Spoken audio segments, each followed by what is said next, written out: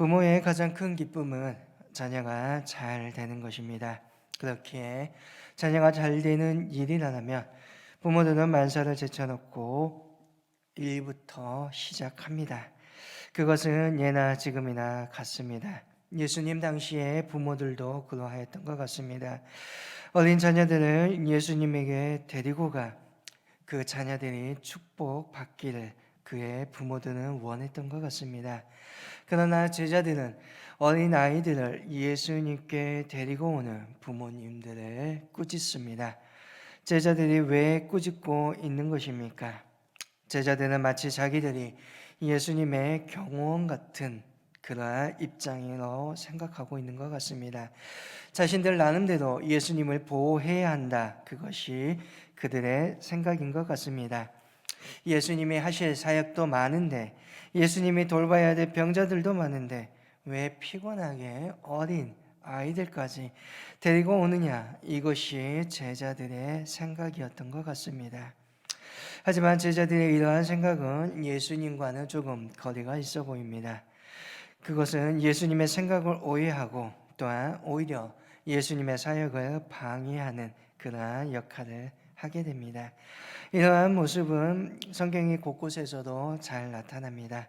예수님께서는 자신의 순환에 대해서 예고하고 있음에도 또한 자기가 십자가의 길을 걸어가야 한다고 말했을 때 제자들은 그 어느 한 사람 할 것 없이 모두 다 그 길을 막습니다. 뿐만 아니라 다른 이들이 예수님의 이름으로 주님의 이름으로 귀신을 내쫓을 때 그것도 막자고 말합니다.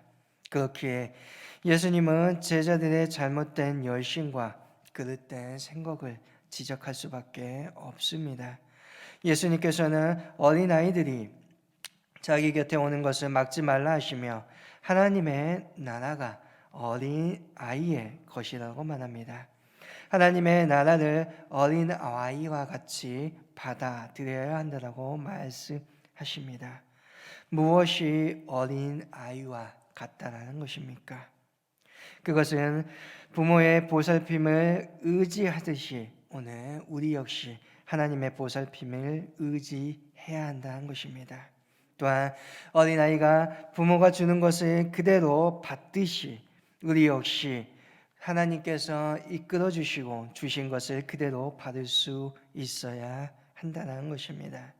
어린아이들이 부모가 준 선물을 이해관계를 따지면서 받는 것이 아니라 그것으로 말미암아 기뻐합니다. 마찬가지로 하나님의 나라도 그와 같이 주어지는 그 기쁨으로 말미암아 우리가 즐거워해야 합니다. 어떠한 나의 수고와 나의 노력의 대가가 아니라는 것입니다. 17절에 누구든지 하나님의 나라를 어린아이와 같이 받아들이지 않는 자는 결코 거기에 들어가지 못하리라 라고 말합니다. 주님께서는 말씀 중에 결단코라고 말하며 단 한 명의 예외도 없을 것을 말하십니다. 뿐만 아니라 아주 단호하게 말씀하고 계십니다. 어린아이들은 하나님의 나라를 단순하게 영접합니다. 그들은 결코 자신의 이해관계, 수적인 계산, 복잡하게 따지는 것이나 또한 비판하지 않습니다. 아이들은 하나님의 나라에 대해서 그대로 받아들인다는 것입니다. 이것은 어떻게 말하면 아이들이 가지고 있는 겸손이라고 말할 수 있습니다. 하나님께서 왜 우리에게 오늘 겸손을 원하시고 왜 겸손한 자를 기뻐하십니까? 겸손한 사람은 있는 그대로 배우고 그것을 받아들입니다. 그러나 겸손의 반대인 교만한 사람은 배우려고 하지 않습니다. 자신의 생각을 앞세우고 자기의 판단을 중시합니다. 예수님 시대에 바리새인들과 유대인들이 그러한 모습으로 나아가지 않았습니까? 그들은 메시아인 예수님을 직접 보았습니다. 그의 말씀도 들었습니다. 그러나 끝까지 자신의 마음도 자신의 생각도 고치지 않고 고집하였다는 것입니다. 그러니 하나님의 나라는 어린아이와 같은 자들에게 주어지는 것입니다. 겸손히 자기를 낮추는 이들에게 하나님의 나라는 주어지는 것입니다. 곧이어서 영원한 생명에 관하여 한 부자 갈리가 예수님과 이야기하는 모습이 그려집니다. 이 갈리는 무엇을 해야 영원한 생명을 얻습니까? 자신이 가지고 있었던 삶의 최대한의 의문을 가지고 예수님께 나옵니다. 하지만 그 질문에는 영생이 자신의 어떠한 행동에 의해서 받을 수 있다라는 생각을 가지고 있습니다. 그렇기에 예수님은 이렇게 묻고 대답하십니다. 내가 어찌하여 나를 선하다고 일컫느냐? 하나님 한 분 외에는 선한 이가 없느니라. 이 부자 청년은 선한 행동과 영생을 연결시켜서 생각하고 있습니다.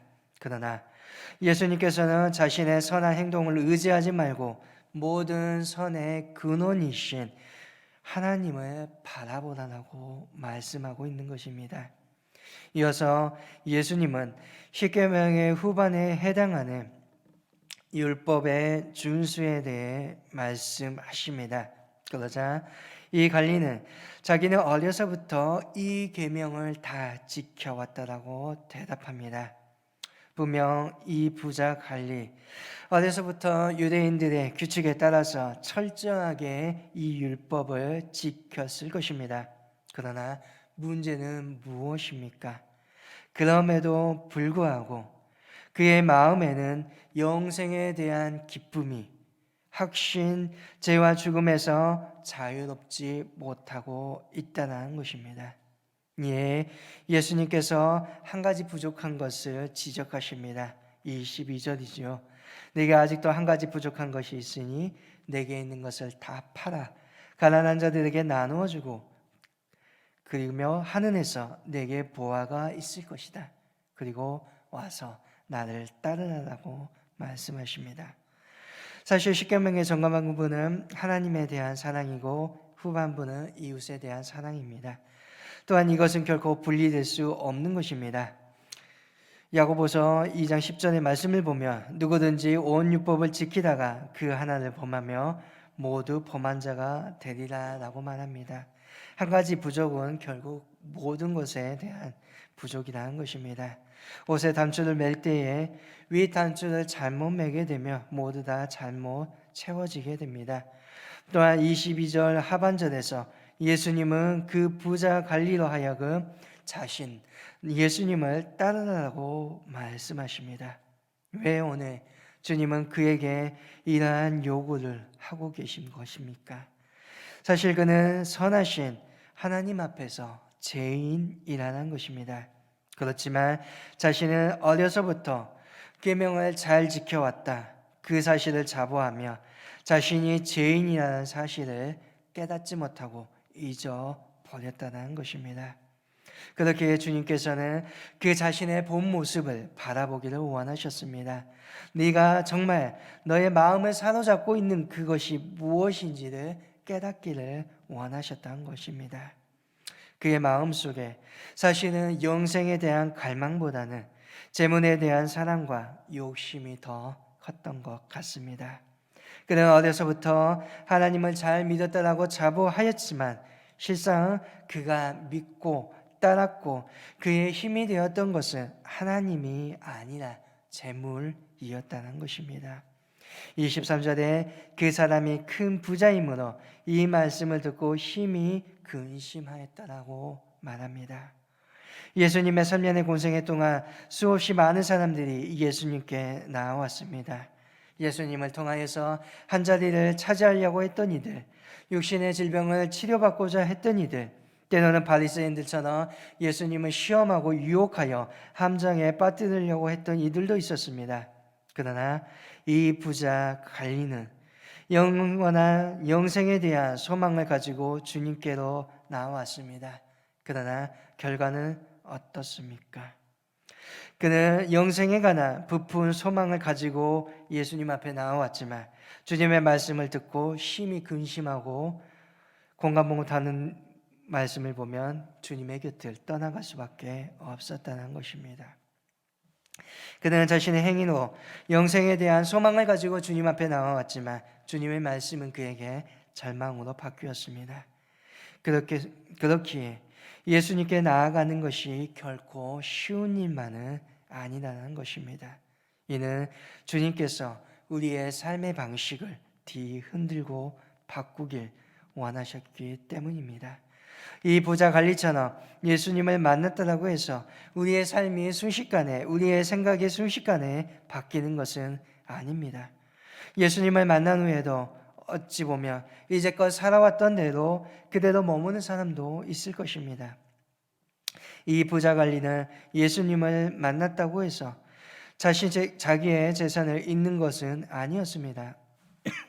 그러나 그는 자신이 가지고 있는 재산으로도 살 수 없는 영생을 결국 잃어버립니다. 이러한 사람의 모습을 보고 예수님은 24절과 25절에 재물이 있는 자는 하나님 나라에 들어가기가 얼마나 어려운지, 낙타가 바늘귀로 들어간 것이 부자가 하나님 나라에 들어가는 것보다 쉬웠다라고 말씀하십니다. 사실 갈리, 부자인 그 사람은 예수님의 제자들뿐만 아니라 많은 사람들의 부러움을 사고 있습니다. 사회적 지위도 있고 부도 있습니다. 당시 유대교의 사람들은 부를 하나님의 은혜로 여깁니다. 그렇기 때문에 이 사람이 천국에 들어가지 못하면 과연 누가 천국에 들어가냐고 서로 수군거립니다. 예수님은 무릇 사람이 할 수 없는 것을 하나님이 할 수 있다라고 말씀합니다. 영원한 생명은 어떠한 사람의 행위, 어떠한 소유가 아니라 오직 하나님의 은혜라는 것입니다.